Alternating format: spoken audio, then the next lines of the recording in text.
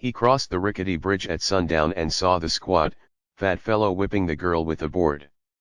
His mind leaped to a conclusion, an Arnian prowler, convincing his victim to hold still. He clubbed the fat fellow with a rock and toppled him over the seawall into the lagoon where he floated face down. "Are you stung?" he asked the girl. She picked herself up weakly, and she was a gold-bronze beauty with a black mane of hair and long, narrow eyes. She shook her head to his question and whimpered slightly while she examined her bruises. "He was my husband," she explained. "Not an Arnian," he gasped. She shook her head. "But he was going to kill me." Morgan shot a horrified glance at the body floating far out on the swift tide. 3 sharks were circling lazily. He looked around for a boat, saw none. He swiftly estimated his chances of swimming out after the fat man and towing him in. The chances appeared to be nil. Nevertheless, he began stripping off his shirt. "Don't bother," said the girl. "He was stung last week." Morgan stared at her silently for a moment. She seemed not in the least perturbed. If the man had been stung by an Arnian, he was lost anyway. Ruefully, he rebuttoned his shirt. I leapt to a bad conclusion. That he was an Arnian? He would have been, soon. Besides, you have to leap to conclusions nowadays, to stay alive. You don't seem to worry. I told you, he was going to kill me. Why? Because she paused and stared out across the twilight water, gathering a slow frown. Because he was crazy. Morgan's eyes flickered over her trim figure, and he thought maybe she had a trace of Seminole blood, he decided with the quiet sultriness that it leaned to her face. I'm heading west, he announced. To the cypress. She coolly inspected his sturdy arms, clipped features, and the hatchet in his belt rope. She nodded faintly to herself. Want company? He shrugged and turned half away. It's okay with me. He set off down the road and she followed a few feet to the rear. Florida coast's getting to be lousy with them, she called. Oranians. Yeah. Whole truckload of them passed through yesterday. On their way to Miami, I guess. One man said he saw an airplane yesterday. They must be reviving the industry up north. Yeah. Trucks by the dozen. Say, where've you been hiding? Mangrove Island. Been there 6 months. Get lonesome. And tired of sitting still. Small island. You should have stayed, but I'm glad you didn't. He shot her a sharp glance. She failed to look bereaved at the loss of her mate. But that was not unusual. Most marriages nowadays were contracted by brute force and dissolved the same way. She probably felt that rolling the fat one in the drink gave her a claim on him. When the last trace of gray fled from the west, they walked westward along the old highway beyond the limits of the coastal town, which was now nearly deserted.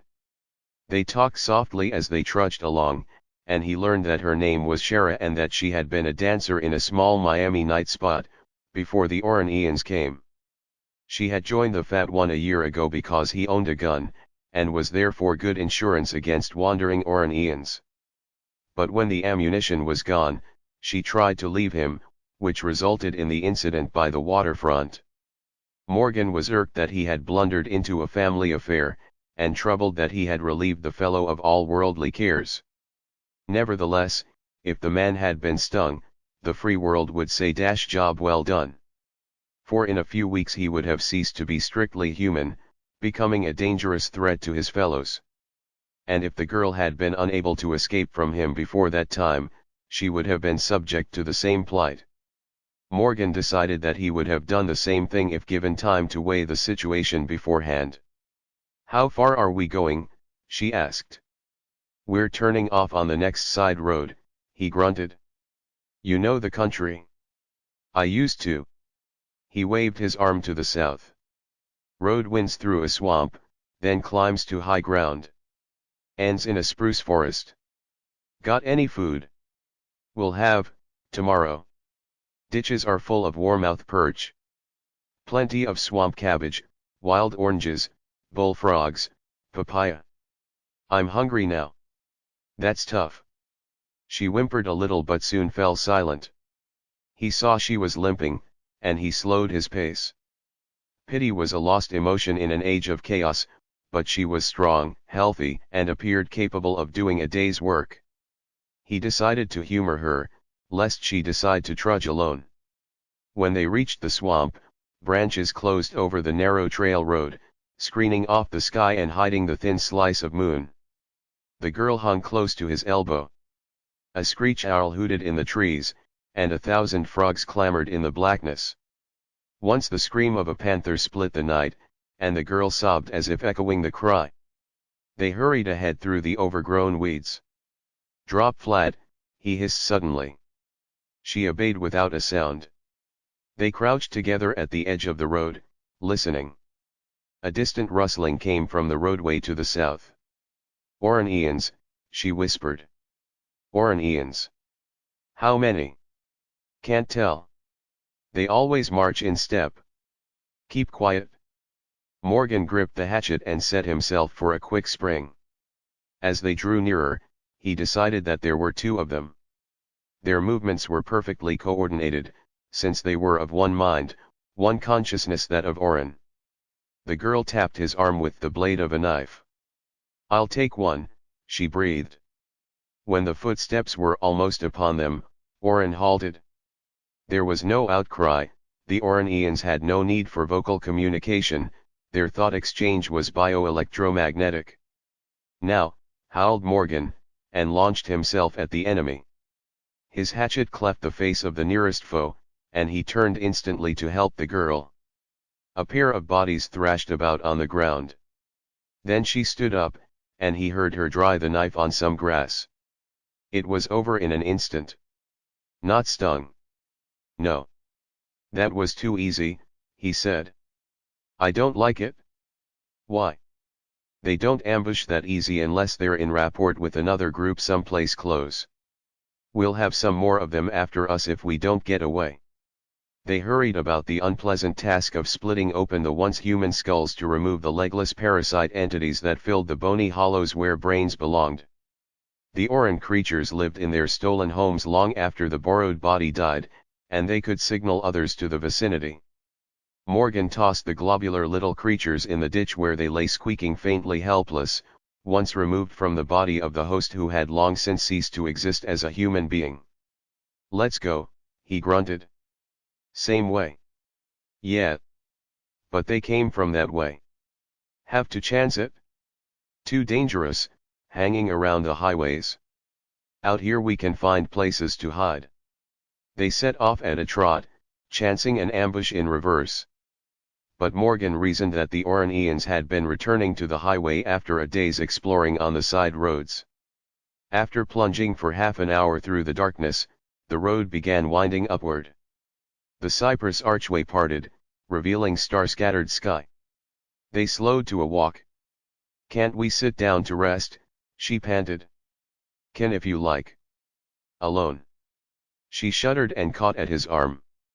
"I'll stick." "Sorry," he murmured. "We can stop soon." "But they'll be chasing along the road looking for us. I want to get into the spruce forest first." She was silent for a time, then said, with Ehrlich, "It was the other way around." "Ehrlich? The fat boy? What do you mean?"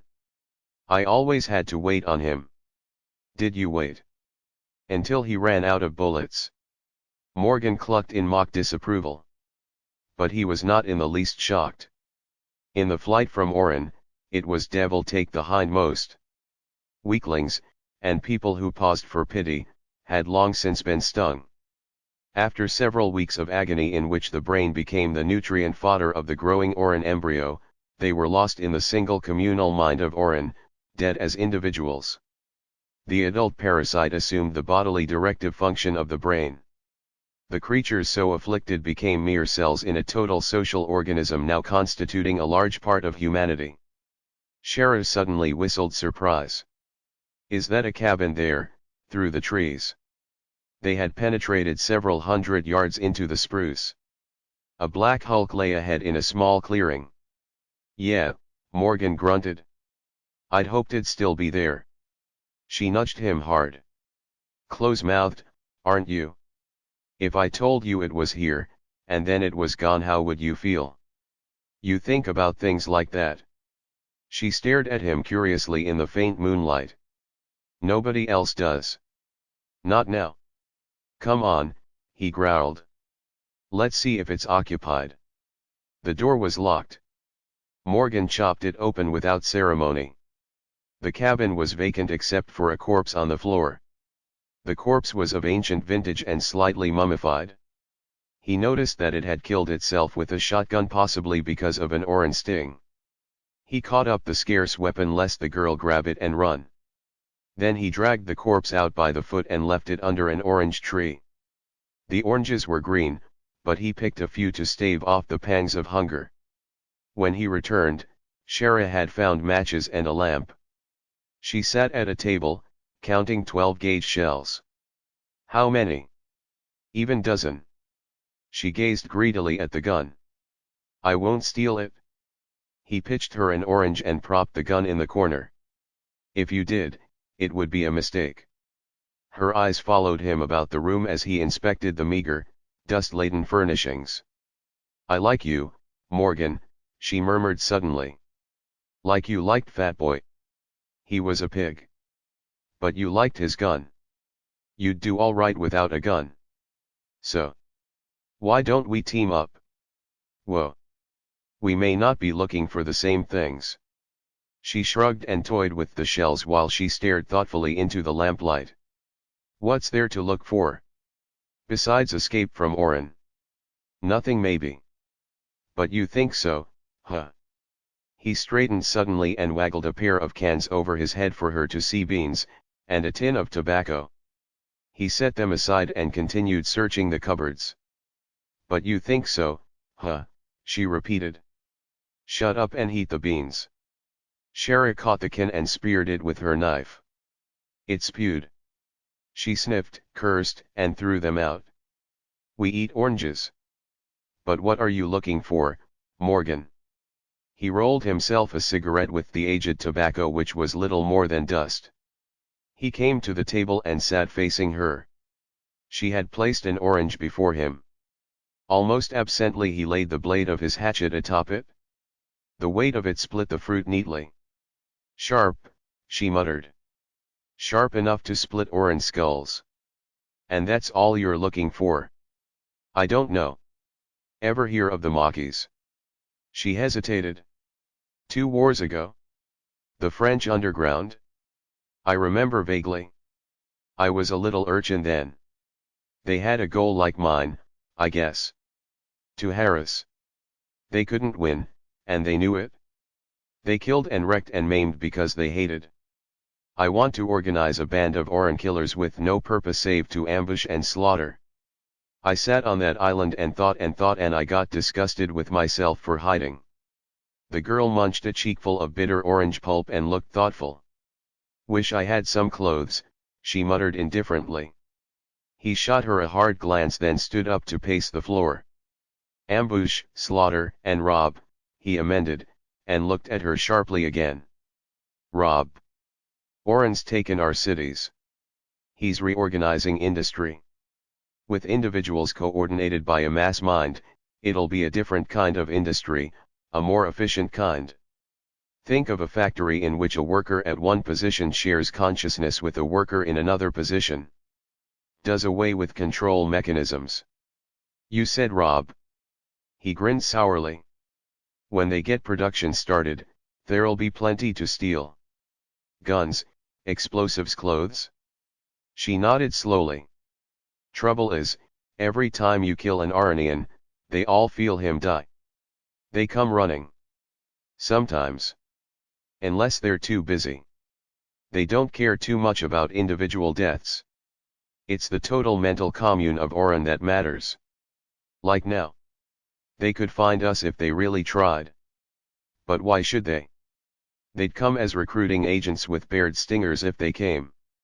They'll come tomorrow, she said fatalistically. We'll try to be ready. She inspected him carefully, as if weighing his size and strength. I still want to team up with you. He recalled how quickly she had knifed the Aranian to death on the road.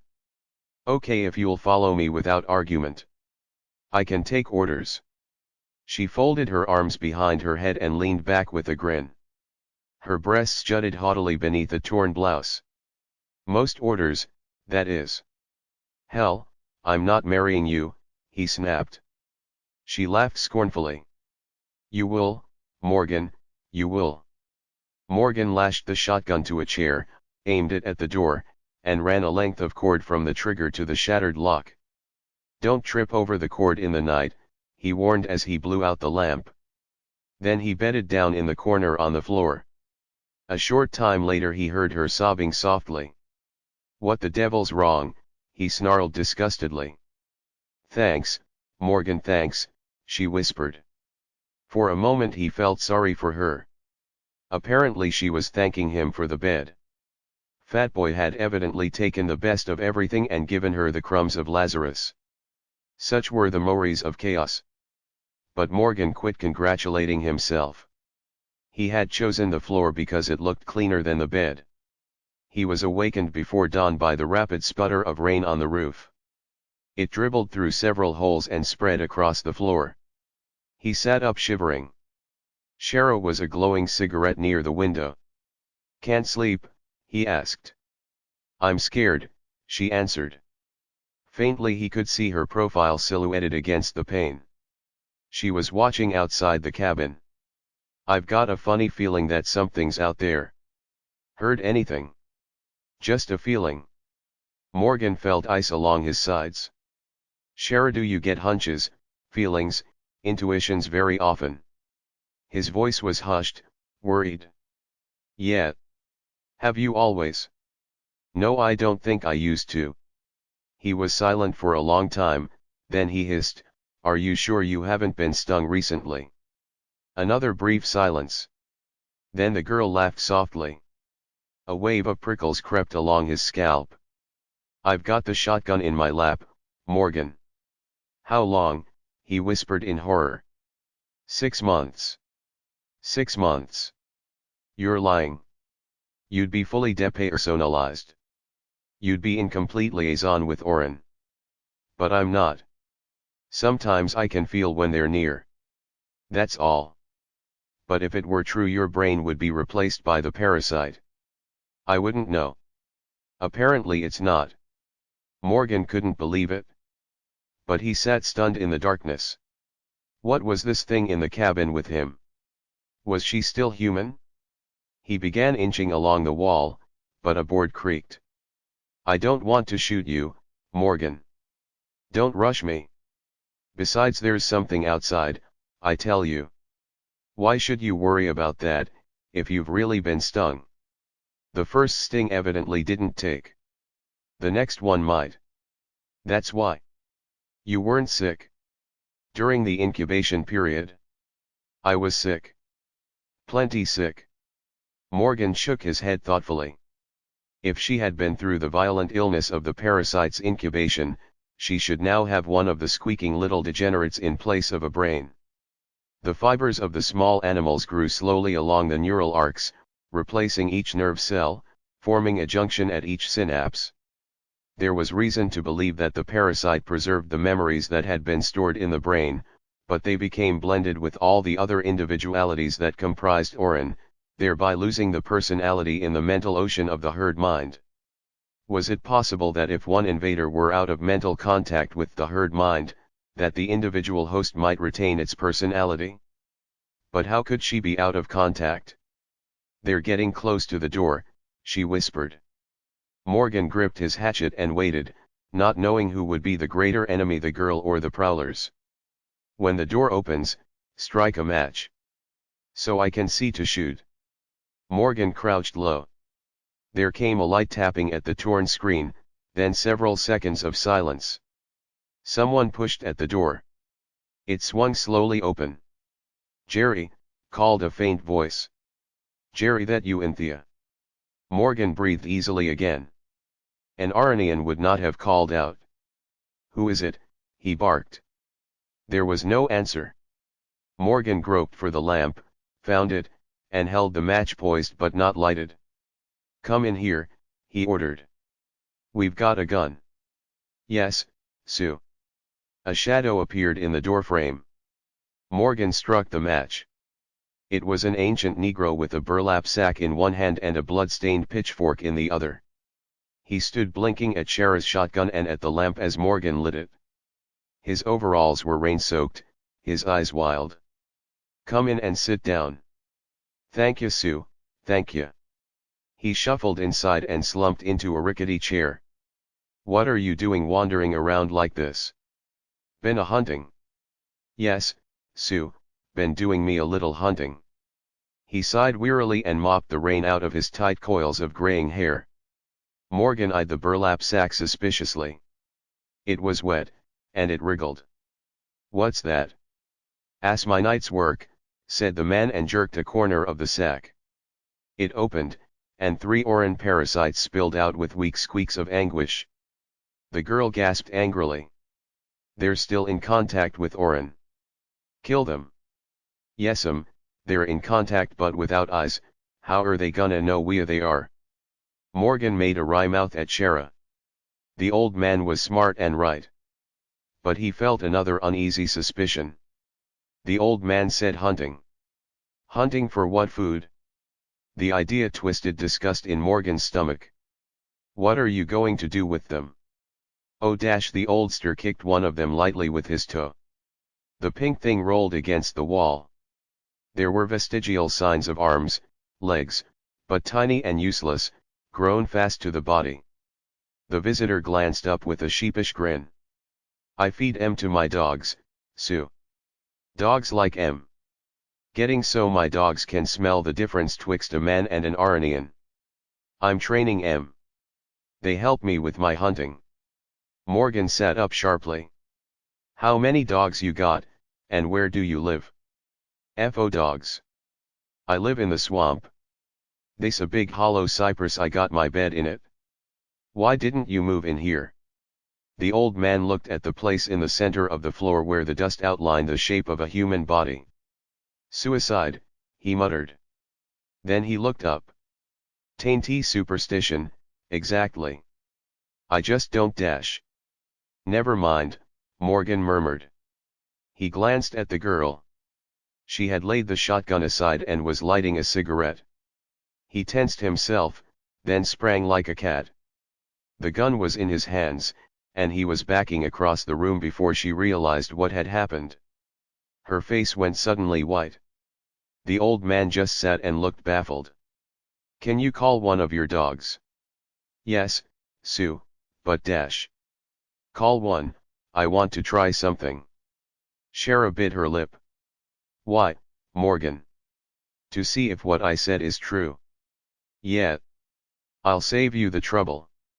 She stared into his face solemnly and slowly opened her mouth. From beneath her tongue, a barb slowly protruded until its point projected several inches from her lips. Morgan shivered. The Negro, who was sitting rigidly frozen, suddenly dove for his pitchfork with a wild cry. "Whicher woman?" "Oran Stinger." Shara darted aside as the pitchfork sailed toward her and shattered the window. She seized it quickly and held him at bay. The old man looked startled. "Oran Ians tried to sting, not to fight." "Hold it," bellowed Morgan. Reluctantly, the oldster backed away and fell into the chair again. But his eyes clung to the girl with hatred. "She stung ya, Sue." "No, and she won't sting you." He gazed at Shara coldly.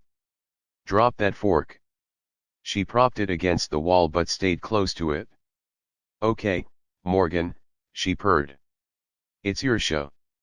It's going to be yours. Sit down and tell us everything that happened before you were stung and after. I want to figure out what makes you different from the others, and why you aren't in liaison with Oran." She smiled acidly. "You won't believe it." "You'll tell it though," he growled darkly. She turned to gaze at the door. Ehrlich had a little girl by his first wife. She got stung 8 months ago. Before she ran away, she stung her pet kitten. I didn't know it. The kitten stayed with us. It stung me. She paused. Here's the part you won't believe, before Ehrlich killed it, I was coming into liaison with the cat. God. It's true. Have you ever stung anyone? No. Ehrlich didn't even know any desire to. She reddened slowly and set her jaw.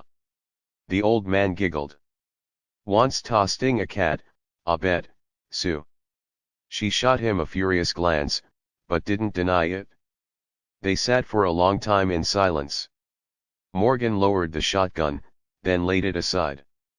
Thanks, she murmured, and looked really grateful. But Morgan was staring thoughtfully at the oldster. Your dogs ever tree a panther? Yes, Sue, they're good at that. He grinned and waggled his head. Many panthers in the swamp. Low dy, yes. He paused. His eyes widened slightly. Both of them looked suddenly at the girl. Her eyebrows arched, her mouth flew open. She put a frightened hand to her throat. Oh no. Oh God, no, she shrilled. Morgan glanced at the window, sighed, and stood up. It's getting light outside. We better hunt some food. Morgan and the old man, whose name was Hanson, went out to prowl along the outskirts of the swamp. They returned at mid-morning with a string of perch, a rabbit, and a heart of swamp cabbage. The girl cooked the meal in silence, scarcely looking at them. Her face was sullen, angry. Morgan turned while he was eating and saw her staring contemplatively at the back of his neck where the orange sting was usually planted. Nobody's going to force you into anything, Shara, he said quietly. We won't mention it again. She said nothing, but stopped glaring at him. He wondered how much the Oran organ had affected her personality. Do you still feel the same as you did a year ago? He asked her. Any difference? Any loss of memory? Loss of function?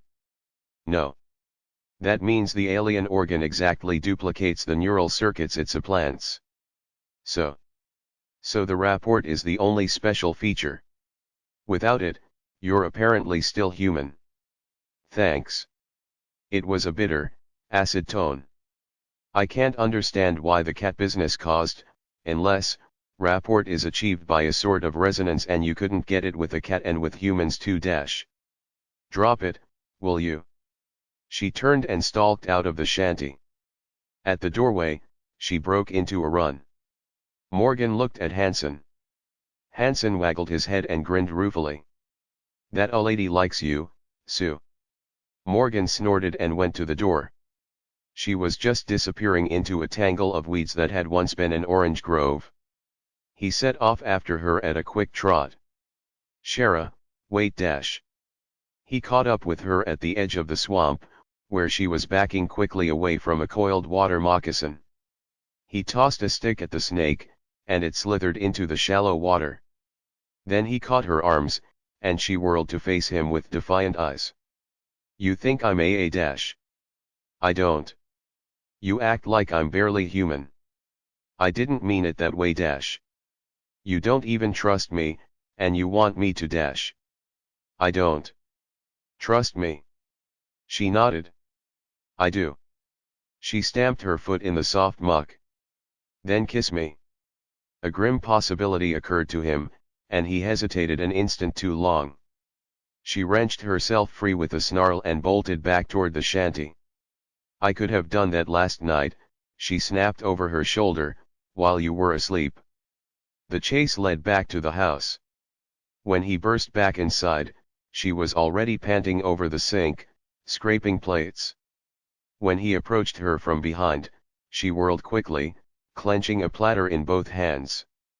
When she brought it down across his head with a clatter of broken china, Morgan gave up. He retreated, nursing his scalp, then stalked angrily out to join Hanson. Dogs were baying to the north. The old man looked worried. They're comin', Sue. Must be a lot of 'em. I got my dogs trained so they don't bark less they's a bunch of 'em. Morgan listened for a moment. I hear a truck. That's so. Hanson shook his head. They ain't never come in a truck before. Truck must be a dozen of them at least. He eyed Hanson sharply. This audio file was created by Panopreader Basic. You can download it at www.panopreader.com. Run or fight. The old man scratched his toe in the dirt. Ain't never yet run from a fight. Morgan turned silently and strode back in the house for the gun. Shara ignored him. Orrin Ian's coming, he grunted, and went back out to join the oldster. Morgan and Hanson trotted through the scrub spruce, heading for the roadway. But they turned short and cut north through the edge of the brush. Morgan caught a glimpse of the truck far ahead. Hanson's hounds were snarling about the wheels and leaping up toward the bed. The road was soft sand to their right. Ducking low, they darted ahead until it appeared firm enough to admit the truck. "We want them to get past us," he hissed to Hanson. "When they do, you stand up and show yourself. When they start piling out, I'll start shooting." "Okay." "Yes, Sue." He patted his pitchfork and grinned. They stopped and crouched low in the brush. "Please, Sue, don't hit my dogs. I'm counting on them to help." The truck grumbled slowly past them. The hounds were snapping furiously as they tried to leap over the tailgate. Morgan caught a glimpse of white faces, staring fixedly at nothing. Then he nudged the oldster. Hanson stood up, shaking his pitchfork and shrieking hate at the occupants. The truck moved on a few yards, then ground to a stop. "Come and join us," thundered a collective voice. "For we are Orrin, who is one." Morgan could see nothing through the screen of foliage.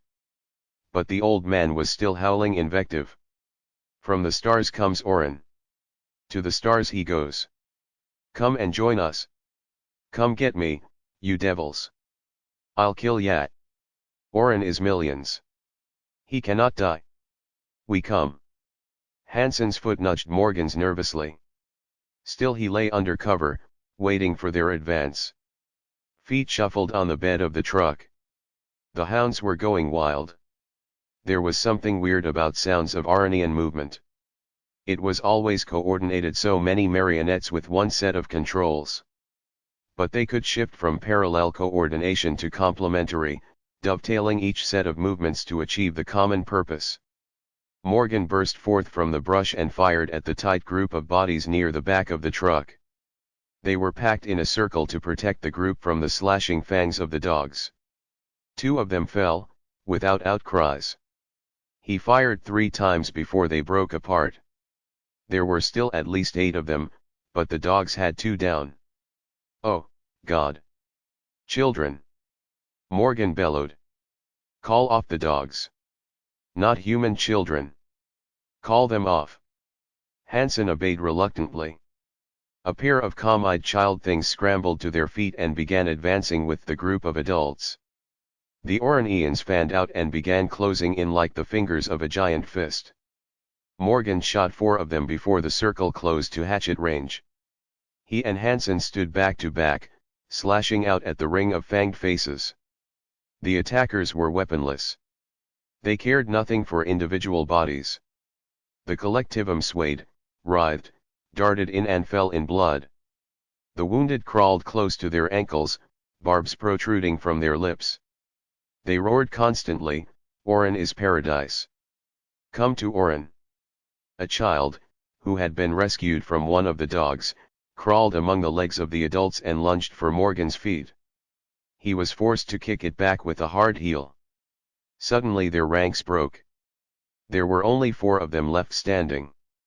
They backed away and stopped 3 men and a middle-aged woman. "Orrin will return." They turned and marched toward the truck. "We need the truck," panted Morgan. Hanson flung his pitchfork and caught the last one in the center of the back. The others moved on unheeding.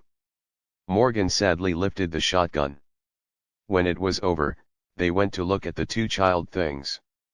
One was unconscious, but not badly wounded. The other had a broken arm. It shot out its fang and circled.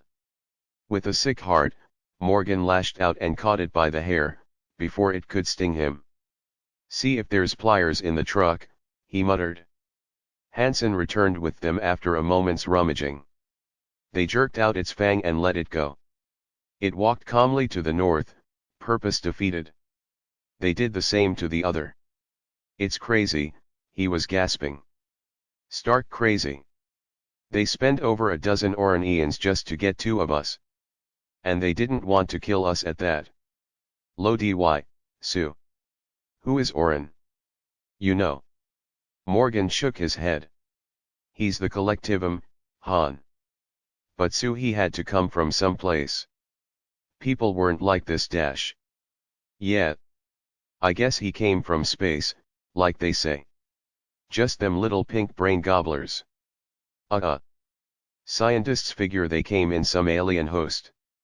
The hosts couldn't take Earth conditions.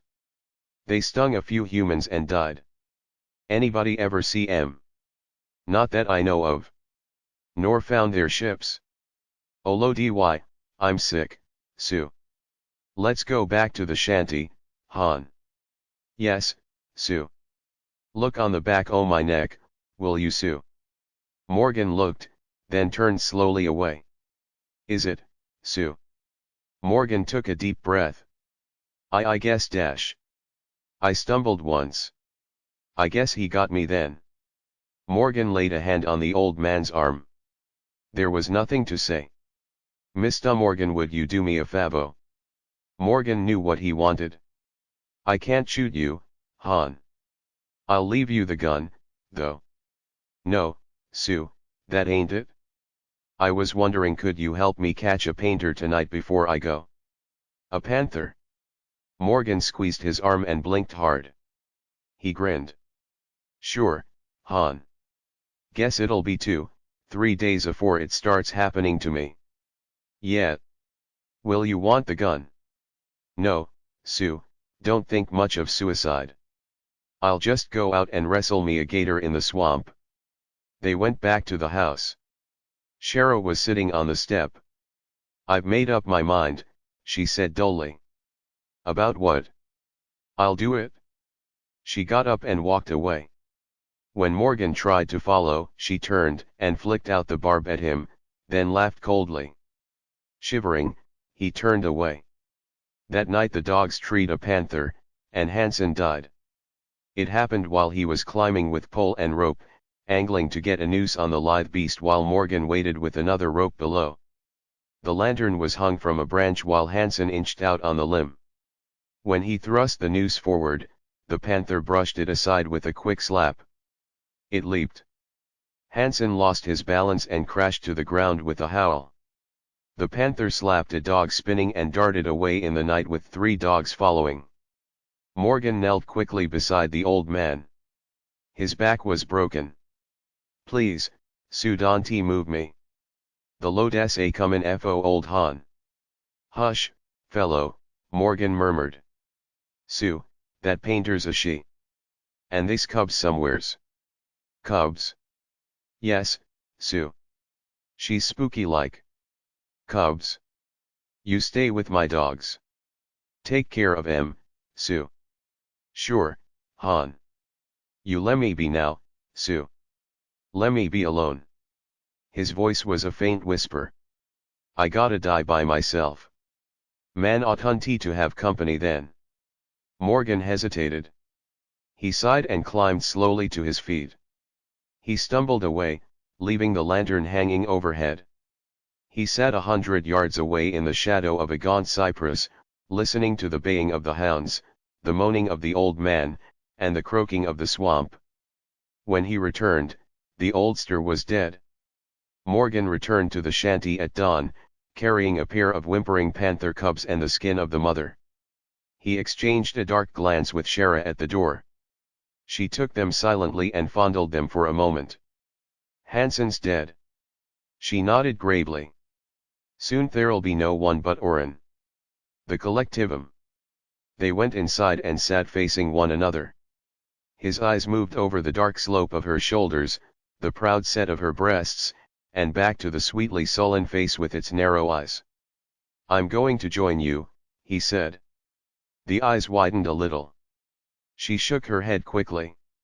In a liaison of two? No. It might spread, get linked up with Oren. Not if it's through these. He stroked one of the cubs. It snarled. It's a chance. We'll take it. He leaned forward to kiss her.